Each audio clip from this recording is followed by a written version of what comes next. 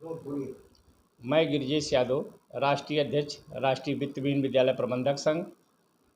आज जो प्रेस वार्ता बुलाई गई है वह स्कूल खोलने के संदर्भ में बुलाई गई है। आज कोरोना काल की वजह से 17 माह से विद्यालय बंद है और सबसे ज़्यादा जो नुकसान हुआ है, हमारी जो छोटे छोटे बच्चे हैं पढ़ने वाले, जो इस देश के भविष्य हैं, स्कूल बंद होने की वजह से सारी चीज़ वो भूल गए हैं।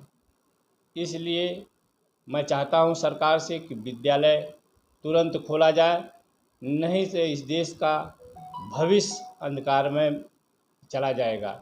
और सबसे बड़ी बात है कि सारे लोग अपनी अपनी मांग रहे हैं, लेकिन हमारा जो वित्तहीन विद्यालय वाले प्रबंधक, शिक्षक, अभिभावक सारे लोग शांत बैठे हैं कि सरकार एक ना एक दिन विद्यालय खोल देगी। हम इंतज़ार करते करते 17 महीने से शांत, हमारे जो परिवार के लोग हैं, जो हमारे यहाँ नौकरी करते हैं, जो हमारे शिक्षक हैं, वह भुखमरी के कागार पर पहुंच गए हैं।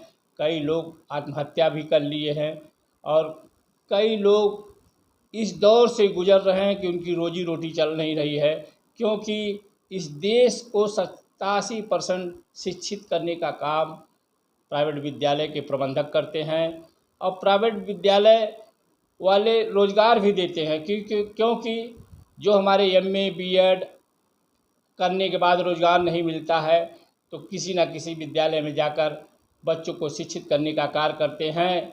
प्रबंधक और शिक्षक एक सिक्के के दोनों पहलू हैं।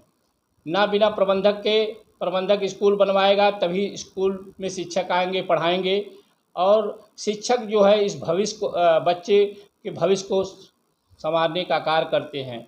हमारा जो देश है कहीं न कहीं उसमें हमारा बड़ा योगदान है। हम प्रबंधकों द्वारा 87% बच्चों को शिक्षित करने का कार्य करते हैं। हमारी सरकार से गुजारिश है कि आप इस पर ध्यान दें और जल्द से जल्द अविलंब विद्यालय खोलने का कार्य करें, नहीं तो यह देश बच्चों के साथ साथ यह देश गर्त में चला जाएगा। जब आप बच्चा पढ़ेगा लिखेगा नहीं तो इस देश का विकास नहीं हो सकता है।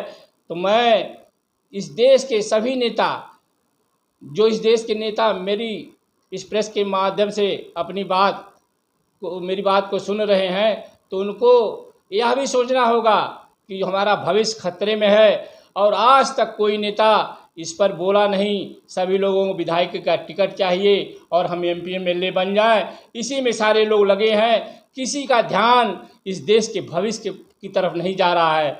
जो हमारा संविधान बना है उसमें लिखा है कि आप पढ़ोगे लिखोगे तभी इस देश का विकास संभव है।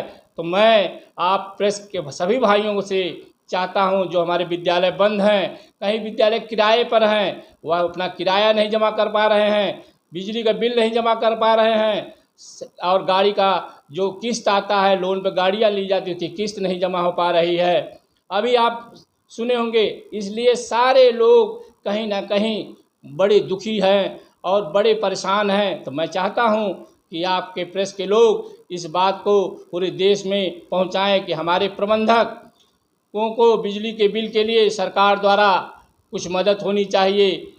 जो कमरे का किराया बाकी उसके मदद होना चाहिए, क्योंकि कोई प्रबंधक अभी तक कुछ मांगा नहीं सरकार से। लेकिन आज मेरा दायित्व बनता है कि मैं प्रबंधकों का नेता हूं और इस देश के प्रबंधक सारे लोग निगाह मेरे ऊपर लगाए हैं कि राष्ट्रीय अध्यक्ष गिरिजेश यादव जी का कब हमारे प्रति बयान आता है, कब हमारे प्रति बोलते हैं। मैं कोरोना काल की वजह से, क्योंकि सारे लोग इस देश में कोरोना काल की वजह से सारी व्यवस्था बंद है, जब व्यवस्थाएं चालू हो रही हैं तो विद्यालय 30 की जगह संख्या 15 करके चलाया जा सकता है। तो मैं सरकार से चाहता हूं कि विद्यालय की संख्या छात्रों घटाकर विद्यालय को तुरंत खोलें, नहीं तो भविष्य में समझ लीजिए कि आने वाला जो भविष्य है इस देश का बिगड़ जाएगा। उसको संवारने का काम हम ही आप कर सकते हैं। और दूसरी बात, आप सुन लीजिए, अभी रिजल्ट आया है, जो प्राइवेट विद्यालय का रिजल्ट हाई स्कूल इंटर का आया है, जो प्राइवेट विद्यालय हैं उनके रिजल्ट में कटौती हुई है। इस तरह का दोहरा मापदंड अगर सरकार अपनाती है तो हम सरकार का विरोध जरूर करेंगे। और एक उम्मीद के साथ मैं सरकार से पुनः अपील करना चाहता हूं कि विद्यालय अविलंब खोलें, जिससे इस देश का विकास हो सके। धन्यवाद।